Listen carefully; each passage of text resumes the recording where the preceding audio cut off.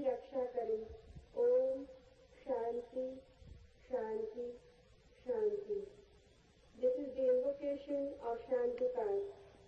Om, let the sun be beneficent for us. Let Varuna be beneficent for us.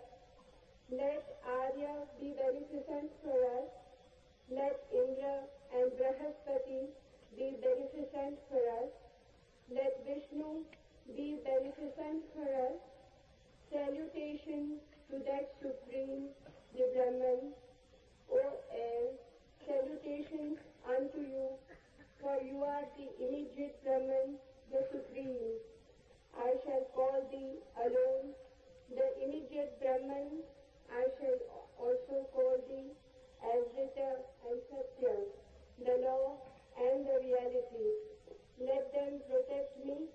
Let them protect the Acharya, the teacher. Om Shanti Shanti Shanti.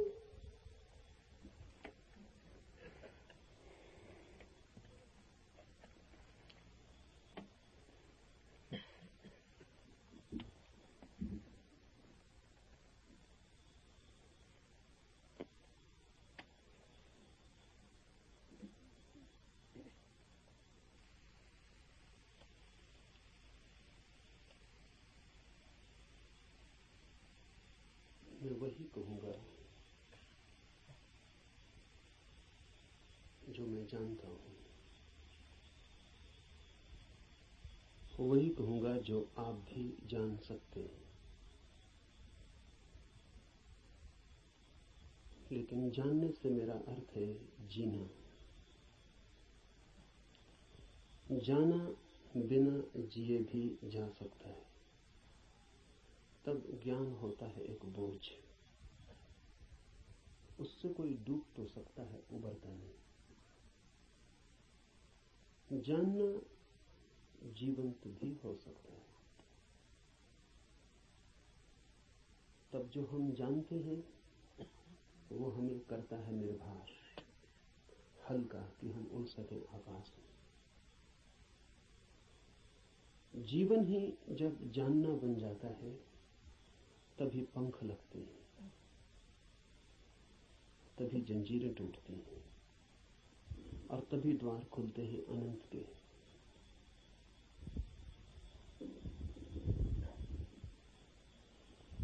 लेकिन जानना कठिन है। ज्ञान इकट्ठा कर लेना बहुत आसान है और इसलिए मन आसान को चुन लेता है और कठिन से बचता है। लेकिन जो कठिन से बचता है वो धर्म से भी वंचित रह जाएगा। कठिन ही नहीं, जो असंभव से भी बचना चाहता है वो कभी भी धर्म के पास नहीं पहुंच पाएगा। धर्म तो है ही उनके लिए जो असंभव में उतरने की तैयारी रखते हैं। धर्म है जुआरियों के लिए, दुकानदारों के लिए नहीं। धर्म कोई सौदा नहीं है।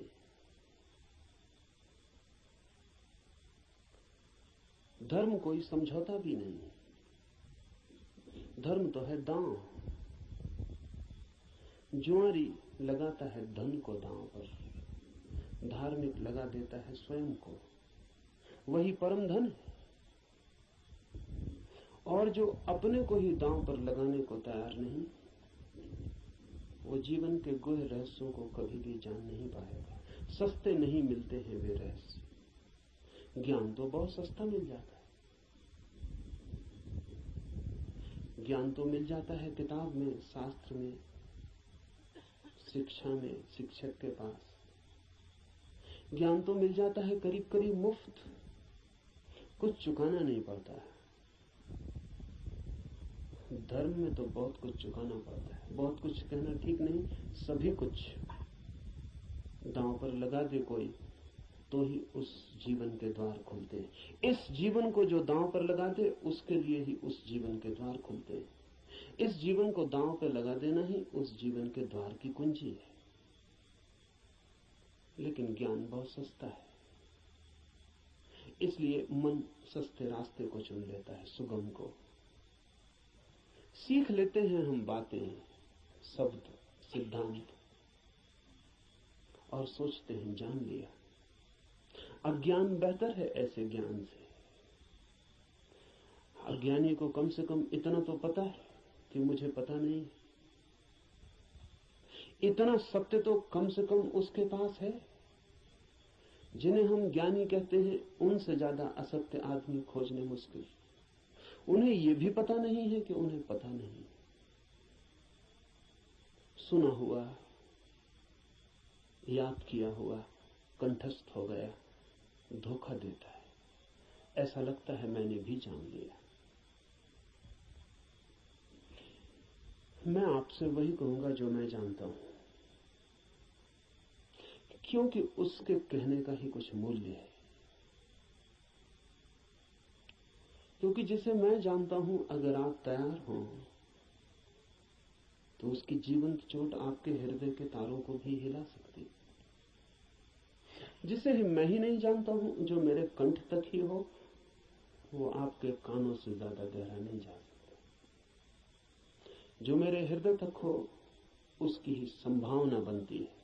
अगर आप साथ दें तो वो आपके हृदय तक जा सकता है। आपके साथ की तो फिर भी जरूरत होगी, क्योंकि आपका हृदय अगर बंद ही हो तो जबरदस्ती उसमें सत्य डाल देने का कोई उपाय नहीं है। और अच्छा ही है कि उपाय नहीं है,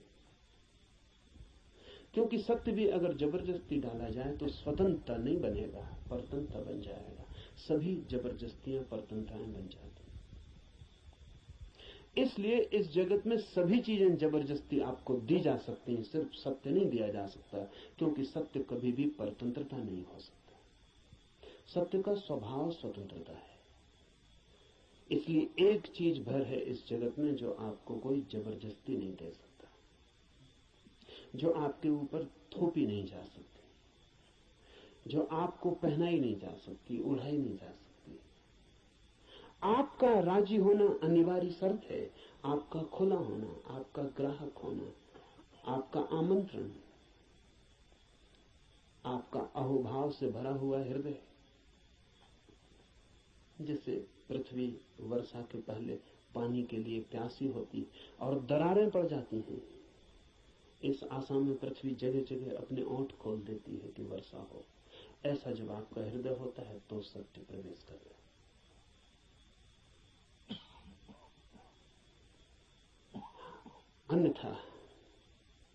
अन्यथा सत्य आपके द्वार से भी आकर लौट जाता है। बहुत बार लौटा है, बहुत जन्मों जन्मों में। आप कुछ नए नहीं हैं, इस पृथ्वी पर कुछ भी नया नहीं, सभी बहुत पुराने हैं। आप बुद्ध के चरणों में भी बैठ के सुने हैं, आपने कृष्ण को भी देखा है, आप जीसस के पास भी उठे बैठे हैं, लेकिन फिर भी वंचित रह गए, क्योंकि कभी भी आपका हृदय तैयार नहीं था। आपके पास से बुद्ध की सरिता बहती निकल गई है, महावीर की सरिता बहती निकल गई, आप प्यासे रह गए। आनंद रो रहा था जिस दिन बुद्ध के प्राण छूटने को थे और छाती पीट रहा था, और बुद्ध ने उससे कहा कि तू रोता क्यों है? जरूरत से ज्यादा मैं तेरे पास था 40 वर्ष, और अगर 40 वर्ष में भी नहीं हो पाई वो घटना, तो अब रोने से क्या होगा? मेरे मिटने से इतना परेशान क्यों हो रहा है? तो आनंद ने कहा है, इसलिए परेशान हो रहा हूं कि आप मौजूद थे और मैं न मिट पाया। अगर मैं मिट जाता तो आपको मेरे भीतर प्रवेश मिल जाता। 40 साल नदी मेरे पास बहती थी और मैं प्यासा रह गया, और अब मैं रोता हूं क्योंकि जरूरी नहीं है कि ये नदी कब किस जन्म में दोबारा मुझे मिलेगी।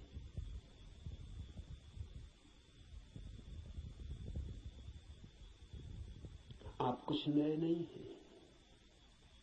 आपने बुद्धों को दफनाया, महावीरों को दफनाया, जीसस, कृष्ण, क्राइस्ट, सबको आप दफना के जी रहे हैं। उनकी वो हार गए आपसे। आप काफी पुराने, जब से जीवन है तब से आप हैं। अनंत अनंत यात्रा है। कहां हो जाती होगी चूक? बस यही हो जाती है कि आप खुले ही नहीं, बंद है। मैं तो आपसे वही कहूंगा जो मैंने जाना है। अगर आप भी अपने को एक खुलापन बना सके तो आप भी उसे जान लेंगे।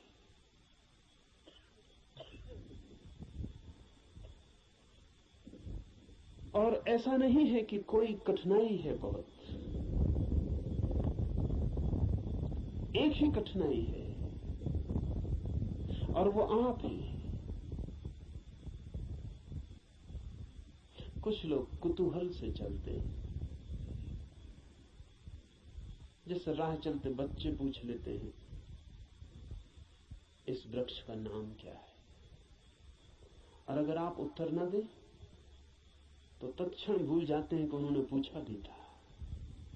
वो दूसरी बात पूछने लगते हैं कि ये पत्थर यहां क्यों पड़ा है।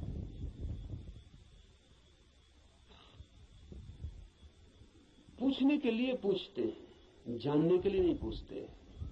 बिना पूछे नहीं रह सकते हैं, इसलिए पूछते हैं, जानने के लिए नहीं पूछते। जो लोग कुतूहल से जी रहे हैं वो अभी भी बचकाने हैं। अगर आप ऐसे ही पूछ लेते हैं कि ईश्वर क्या है, जैसे कि कोई बच्चा राह चलती दुकान देख के पूछ लेता हो कि ये खिलौना क्या है, तो आप अभी बच्चे हैं। और बच्चा तो माफ किया जा सकता है, आप माफ नहीं किए जा सकते। कुतूहल नहीं चलेगा। धर्म कोई खिलवाड़ नहीं है बच्चों का। और फिर उत्तर भी मिल जाए तो उससे कोई प्रयोजन नहीं है। बच्चे का मजा पूछने में है। उसने पूछा, यही उसका मजा है। आप उत्तर देंगे भी तो उस उत्तर में उसे कोई बहुत रस नहीं है। क्या बात?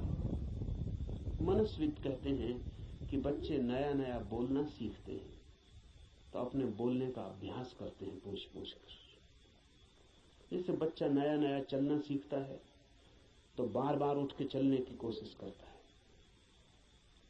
बोलना सीखता है तो बार बार बोलने की कोशिश करता है। इसलिए बच्चे एक ही बात को कई दफा कहते हैं। इसलिए कई दफा कहते हैं क्योंकि उन्हें बोलने का एक नया अनुभव, एक नया आयाम मिला है। उस नए आयाम में वे तैर के अभ्यास कर रहे हैं। इसलिए कुछ भी पूछते हैं, कुछ भी बोलते हैं। अगर आप भी धर्म की दुनिया में कुछ भी पूछ रहे हैं, कुछ भी बोल रहे हैं, कुछ भी सोच रहे हैं और कोई गहरी जिज्ञासा नहीं है, बस कुतूहल है, तो अभी आप और कुछ बुद्धों को दफनाएंगे। अभी और न मालूम कितने बुद्धों को आपके साथ मेहनत करनी पड़ेगी।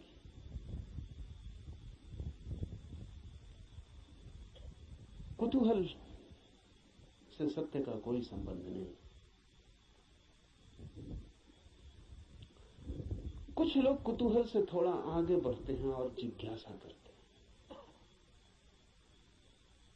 जिज्ञासा में थोड़ी ज्यादा गहराई है, लेकिन बस थोड़ी ज्यादा। जिज्ञासा भी बहुत गहरी नहीं, वो भी उथली है, क्योंकि जिज्ञासा है केवल बौद्धिक। और बुद्धि भी ऐसी है जैसी खाज होती है, खुजलाएं तो थोड़ा रस आता है, ऐसा बुद्धि को भी खाज होती रहती। ईश्वर है, आत्मा है, मोक्ष है, ध्यान क्या है, करने के लिए नहीं। ईश्वर क्या है, जानने के लिए नहीं, चर्चा के लिए, बातचीत के लिए।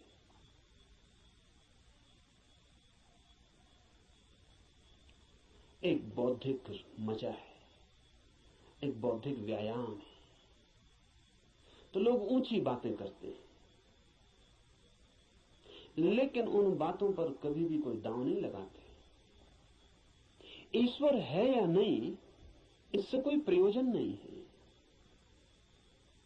और ईश्वर हो तो, ईश्वर न हो तो वे जैसे हैं वैसे ही बने रहते हैं। ये बड़े मजे की बात है। एक आदमी मानता है कि ईश्वर है और एक आदमी मानता है कि ईश्वर नहीं, और दोनों की जिंदगी बराबर एक सी। कोई गाली दे तो उसे भी क्रोध आता है जो मानता है कि ईश्वर है, और उसे भी क्रोध आता है जो मानता है कि ईश्वर नहीं। बल्कि कई दफे तो ये देखा जाता है कि जो मानता है ईश्वर है उसे ज्यादा क्रोध आता है, क्योंकि जो मानता है कि ईश्वर नहीं है वो ज्यादा से ज्यादा क्या कर सकता है? आपका गाली दे सकता है, मार सकता है, हत्या कर सकता है। लेकिन जो मानता है ईश्वर है वो आपको नरक तक में सड़ा सकता है। उसके पास ज्यादा उपाय क्रोधित होने के। अगर ईश्वर के मानने और न मानने से कोई भी अंतर जीवन में न पड़ता हो तो उसका अर्थ है कि ये ईश्वर से कोई संबंध नहीं है, बौद्धिक बातचीत है।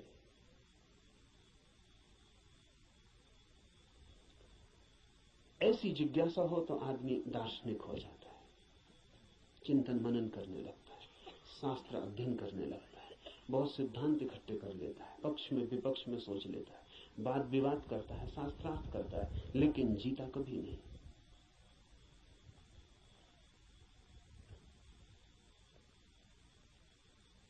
अगर आप भी सिर्फ जिज्ञासा से भरे हैं तो यात्रा नहीं होगी। जिज्ञासा से भरे हुए लोग वे हैं जो मील के पत्थर के पास बैठ जाते हैं और पूछते हैं मंजिल क्या है, कितनी दूर है, और सदा यही पूछते हैं, लेकिन कभी उठ के चलते नहीं।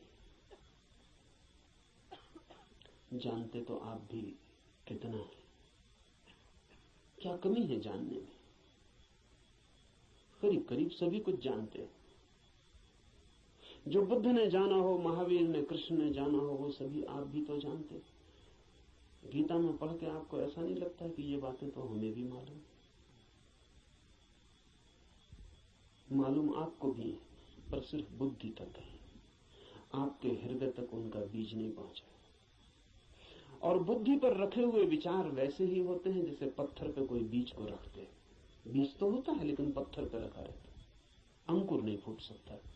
अंकुर फूटना हो तो बीज को पत्थर से गिरना पड़े, जमीन खोजनी पड़े, और जमीन की भी ऊपर की सतह ठीक नहीं है क्योंकि और गीली जगह चाहिए, तो थोड़ा जमीन के भीतर पहुंचना पड़े जहां थोड़ी पानी की सुविधा हो, थोड़ा रस बहता हो। बुद्धि पर पत्थर की तरह बीज रख जाते हैं, हृदय तक जब तक न गिर जाएं तब तक गीली जगह नहीं मिलती। हृदय में थोड़ा रस रहता है, थोड़ा प्रेम, वहां थोड़ा पानी, वहां कोई बीज गिरे तो अंकुरित होता है, नहीं तो कभी अंकुरित नहीं होता। जिज्ञासु व्यक्तियों के पास बहुत कुछ होता है, लेकिन पत्थर पर रखे हुए बीजों की भांति। जमीन भी ज्यादा दूर नहीं होती, लेकिन थोड़ी यात्रा भी मुश्किल है।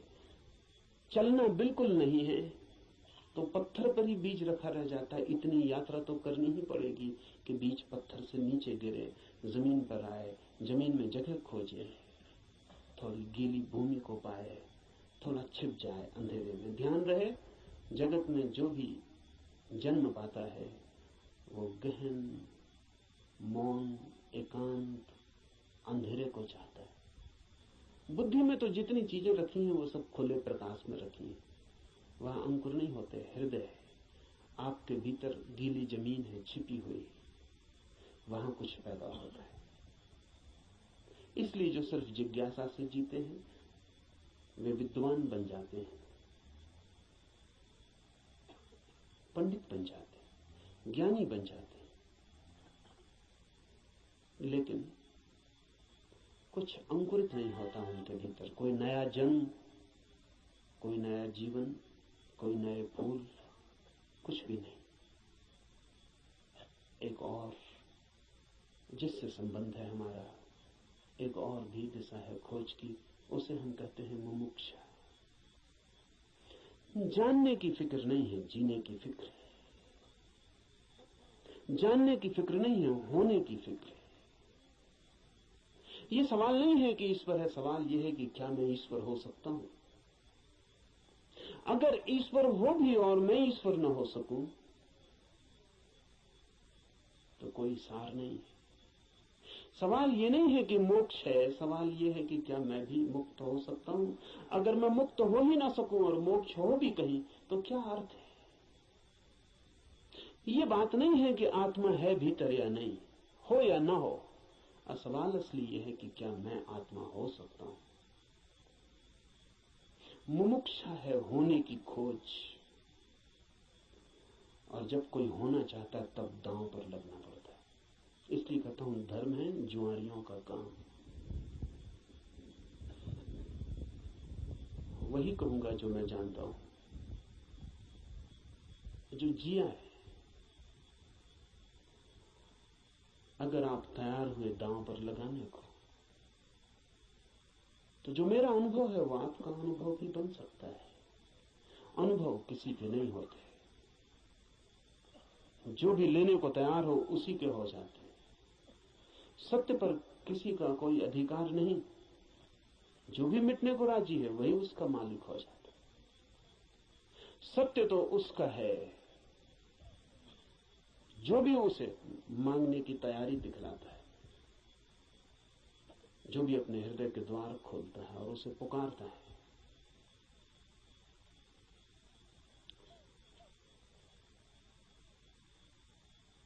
इस उपनिषद को इसीलिए चुना है। ये उपनिषद अध्यात्म का सीधा साक्षात्कार है। सिद्धांत इसमें नहीं है, इसमें सिद्धों का अनुभव है। इसमें उस सब की कोई बातचीत नहीं है जो कुतूहल से पैदा होती है, जिज्ञासा से पैदा होती है। नहीं, इसमें तो उनकी तरफ इशारे हैं जो मुमुक्षा से भरे हैं, और उनके इशारे हैं जिन्होंने पा लिया है। कुछ ऐसे लोग भी हैं कि जिन्होंने नहीं पाया, लेकिन फिर भी मार्गदर्शन देने का मजा नहीं छोड़ पाते। मार्गदर्शन में बड़ा मजा है। सारी दुनिया में अगर सबसे ज्यादा कोई चीज दी जाती है तो वो मार्गदर्शन है, और सबसे कम अगर कोई चीज ली जाती है तो वो भी मार्गदर्शन है। सभी देते हैं, लेता कोई भी नहीं। जब भी आपको मौका मिल जाए किसी को सलाह देने का तो आप चूकते नहीं। जरूरी नहीं है कि आप सलाह देने योग्य हो,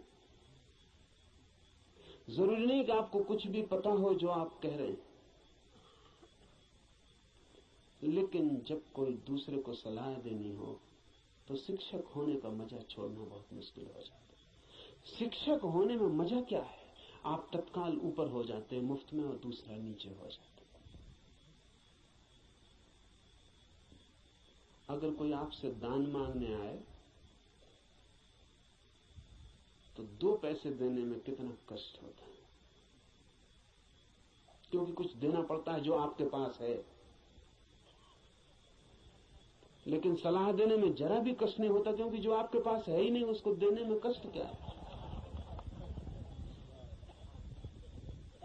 आपका कुछ खो ही नहीं रहा है, बल्कि आपको कुछ मिल रहा है, मजा मिल रहा है, अहंकार मिल रहा है। आप भी सलाह देने की हालत में हैं आज, और दूसरा लेने की हालत में। आप ऊपर हैं, दूसरा नीचे।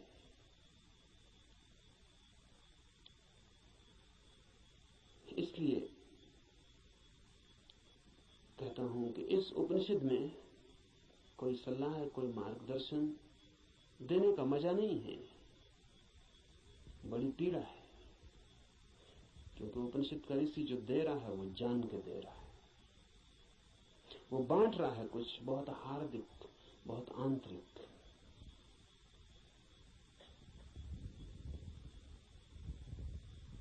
संक्षिप्त इशारे हैं लेकिन गहरे हैं, बहुत थोड़ी सी चोटें हैं लेकिन प्राणघातक है। और अगर राजी हो तो तीर सीधा हृदय में चुभ जाएगा और जान लिए बिना न रहेगा। जान ही ले लेगा। इसलिए थोड़ा सावधान, थोड़ा सचेत, क्योंकि ये सौदा ही खतरनाक है। इसमें पागल हुए बिना कोई मार्ग ही नहीं है। इसमें अपने को मिटाए बिना पाने का कोई उपाय ही नहीं। यहां तो खोने वाले ही बस पाने वाले बनते। और इसीलिए इस उपनिषद को भी चुन लिया है। ऐसे तो सीधा ही आपसे कह सकता हूं, कोई कारण इस उपनिषद को चुनने का नहीं है। बहाना, आड़, क्योंकि तीर सीधा मारो आदमी बच सकता है, उपनिषद की आड़ से थोड़ी सुविधा रहेगी, इसलिए चुन लिया है कि आपको ऐसा भी पता नहीं लगेगा कि मैं कोई सीधे ही आपको तीर मार रहा हूं, तो बचने का जरा उपाय कम हो जाता। सभी शिकारी जानते हैं कि थोड़ी आड़ से शिकार ठीक होते। ये उपनिषद सिर्फ आड़ है और इससे कुछ लेना देना ज्यादा नहीं। जो मैं